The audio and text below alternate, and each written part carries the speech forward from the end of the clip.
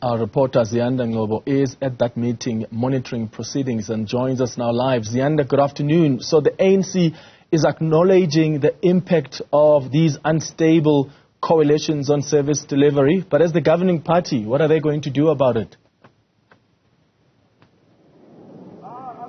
Absolutely, and you'll know that there's now somewhat of a committee that is being led by Deputy President Paul Mashatile insofar as leading conversations with other political parties about possible coalition agreements. And, Thembi Nkadimeng, who is also, of course, the Minister of Cooperative Governance and Traditional Affairs, talking about how it's politically immature for some parties, example, Action SA, to say they will not enter into any discussions with a political party because in some instances when you deal with matters on a council by council basis, you'll find that maybe they see eye to eye on certain matters. But you'll recall that there's a Sunday report today talking about how there's going to be a meeting later on this month led by Mashatile to discuss with parties about a coalition pact, and this comes of course on the backdrop of that moonshot pact that the DA, Action SA, UDM,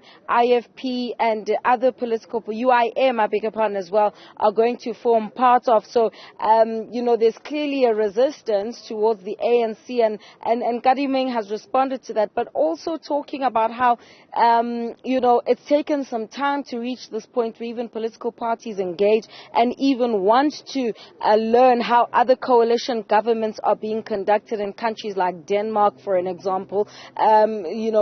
Nkadimeng reflecting on how when she was the president of SALGA, it was almost a taboo discussion that parties didn't want to have. So following those 2021 local government elections, it would seem that it's quite clear that coalitions are the future. And even when it comes to that question of thresholds on the number of motions of no confidence that you can have against, for instance, a mayor and a speaker. This is still a discussion that the ANC is having, but certainly they're also wanting to talk with other political parties about, what the threshold should be. But even so far as representation, she used the example of eThekwini, where you have about 24 parties represented on council, saying it's just too much. So she was saying, she used the example of Denmark, about 5% of the parties are represented on council, so that it's more easily manageable, in particular when it comes to the passing of budgets. We've seen in Johannesburg, Tshwane, for an example,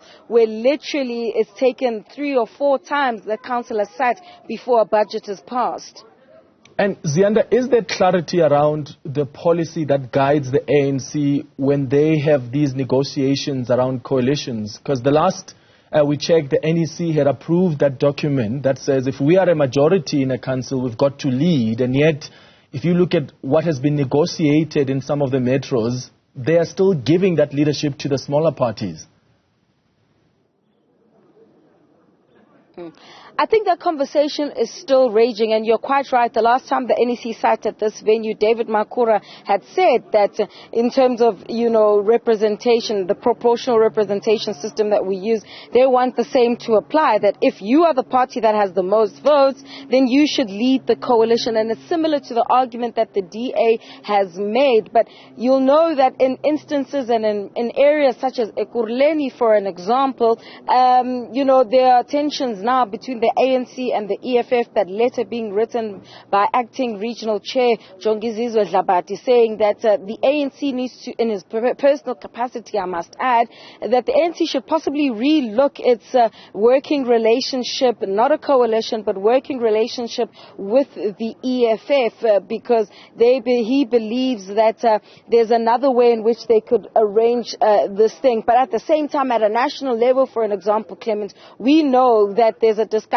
about if Paul Mashatile were to become president and there's a coalition government, that Julius Malema would become a deputy president. And it's this disjuncture between what happens at a national level and a framework that's established there versus the differences and in context within certain councils on the ground. So you'll find that an EFF and ANC may work well in northern KwaZulu-Natal, but in Johannesburg the same might not be true. So I think the ANC is still grappling with how to establish a framework that's not too limiting insofar as having the ANC leading councils in certain areas of the country with, without going against policy. But at the same time, the dynamic is consistently different, and the sphere of local government is literally a different beast altogether.